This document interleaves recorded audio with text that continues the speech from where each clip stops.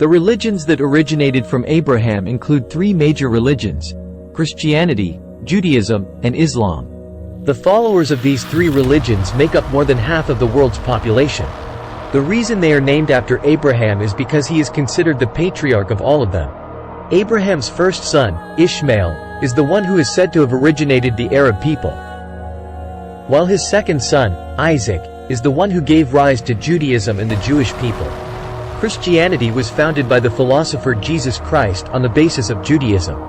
Although these three religions share a common origin, there are some differences between them. While Judaism and Christianity both consider God to be the supreme being, in Islam, Allah is the highest God. However, all three religions are monotheistic, meaning that they believe in only one God and no one is equal to or higher than him. Interestingly, Allah, the supreme creator worshipped in Islam, is the same God as the God of Judaism and Christianity. Allah is the Arabic word used to refer to God, and the tradition of Islam also describes 99 names of God. Muslims believe that the God of the Jews is also their God, and that Jesus Christ was a prophet guided by God. They view the teachings of the Jewish scriptures and the teachings of Jesus as being correct in principle. But they believe that Islam is the continuation and replacement of the other two religions. Unlike Christianity, which has the Old and New Testaments, Islam has only one holy book, the Quran. The Quran is an Arabic word that means recitation or reading. The original Quran was transmitted to humanity by the Prophet Muhammad, who claimed to be a messenger of Allah, in the same way that Jesus was regarded as a representative of God for the Jews. Muslims believe that everything that Allah conveyed was transmitted through the Archangel Gabriel to Muhammad. They understand that the Quran is the word of Allah and is not influenced by human experience. Therefore, the followers of this religion have an absolute belief in the teachings and worship of the one and only God, Allah. If Christianity worships three divine beings, for Muslims, there is only one to worship, Allah. In Christianity, the message of God is interpreted by different people, including Jesus Christ and his disciples. Each person who spreads the teachings of God usually shares their personal experiences, sometimes with different goals. For example, during the Middle Ages, the popes represented the ruling class and wanted people in different countries to obey them. They spread the belief that all Christians must follow the doctrines of the Church absolutely. As a result, Christianity also divides into various branches, such as the famous East-West Schism, which gave rise to the Eastern Orthodox Church, independent of Roman Catholicism. Later, in the 16th century, the Protestant branch emerged with different beliefs and doctrines. However, in Islam, there is no concept of priests or intermediaries between the people and Allah. Muslims believe that there is nothing between them and Allah. If there are any ascetics or priests, they could distort the teachings of Allah conveyed by the Prophet Muhammad. For Muslims, Allah has infinite power. Allah is the one who created mountains, rivers, and divided the seas and continents. There is no other deity to help him in his work because everything was created by Allah. Who helps people in times of trouble? It is Allah. Muslims always pray to Allah to receive grace. Allah is the only God and the only hope when other hopes are gone. Before Islam spread throughout the Arabian Peninsula and later throughout West Asia, the Arabs also worshipped deities according to polytheistic beliefs. Until now, little information is available about this system of deities. Based on some archaeological evidence, the ancient Arabs worshipped three goddesses named Al-Lat, Al-Uzza, and Manat. Interestingly, these three goddesses were considered the daughters of Allah. Al-Lat was the eldest, representing the moon, harvest, and love. In some Islamic paintings, she appeared at night with a crescent moon and held a sheaf of wheat, representing food and life. The crescent moon of Al-Lat is also the symbol of Islam, appearing on many national flags of countries with Islamic beliefs, such as Turkey, Malaysia, Uzbekistan, Pakistan, and Azerbaijan. Al-Uzza was the goddess of the stars, especially Venus and Mars, representing strength and war.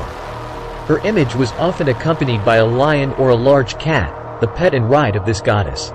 And the youngest sister among the three sisters is Manat, the goddess of destiny and death. The goddess is often depicted as an old woman holding a cup symbolizing death. These three goddesses were once worshipped by the Arab people in the holy city of Mecca. which is also the sacred land of Allah, where millions of Muslim pilgrims go every year. However, after the Prophet Muhammad appeared, the important role of these three goddesses was denied. At this time, the Arabs believed that only Allah is supreme and the only God that needs to be worshipped. Therefore, the goddesses Al-Lat, Al-Uzza, and Manat, along with some ancient Arab gods, were gradually forgotten over time. The Arabs turned from polytheism to monotheism. According to the Quran, Ishmael is the ancestor of the Arab people, while Christianity and Judaism believe that Ishmael is the son of Abraham and his maid Hagar. Islam believes that Ishmael is the firstborn son of Abraham. However, the founder of Islam is not Ishmael but the Prophet Muhammad. When referring to Allah, one cannot but mention the Prophet Muhammad, who is considered the creator of Islam and is second only to Allah in the eyes of Muslim believers. Muhammad unified Islam to worship only one God. He claimed to be the last messenger sent by Allah to lead people in the Islamic faith. To this day, the biography of the Prophet Muhammad remains a mystery. And few can confirm whether the information passed down is true or false. Legend has it that he was born on March 12, according to the Arab calendar. Every year on this day, Muslim countries are given a holiday to commemorate this special day. Muhammad's grandfather was in charge of the temple of the ancient Arab gods. When he was young, Muhammad did not know his father's face because his father died when his mother was pregnant with him. Growing up, Muhammad and his mother were raised by his grandfather. His life was peaceful, abundant, and he had a wife and children. It wasn't until he was almost 40 that Muhammad began to have his own thoughts. He often went deep into the caves in the northern mountains near the holy city of Mecca of Islam today. Muhammad gradually followed the ascetic path.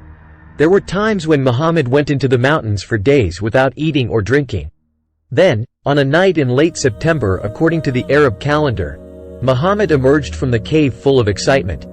He declared that he had been given the teachings of Allah by the angel Gabriel. From then on, he began to spread his teachings to the first believers and initiated the formation of Islam. Muhammad began with large-scale preaching throughout Arabia. The number of followers increased day by day, and these gatherings attracted thousands of people. The basic teachings of Islam in the early days were, follow the examples of the saints of the past such as Noah, Abraham, Moses, and David. And all worship only one supreme God. Everyone focused on doing good, helping those in need, respecting and being filial to their parents. The healthy ones must work hard and not steal or do anything wrong. All human actions are recorded, and Allah sees all. Those who live well will go to heaven, and those who do evil deeds will suffer in hell. Especially, the Prophet Muhammad did not allow his teachings to be recorded when he was alive. Therefore, after Muhammad's death, his disciples tried to remember and write down his teachings as the foundation of the Quran later. Thank you for watching the video. Goodbye and see you again.